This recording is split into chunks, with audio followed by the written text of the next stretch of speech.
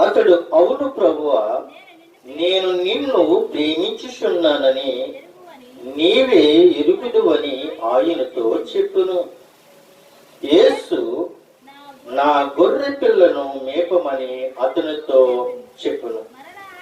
మరలా ఆయన, యోహాను కుమారుడైన సీమోను, నన్ను ప్రేమించుచున్నావా అని రెండోసారి అతనిని అడగగా, అతడు, ప్రభువా, నేను నిన్ను ప్రేమించుచున్నానని నీవు ఎరుగుదువని ఆయనతో చెప్పును. ఆయన, నా గొర్రెలను కాయుమని చెప్పును.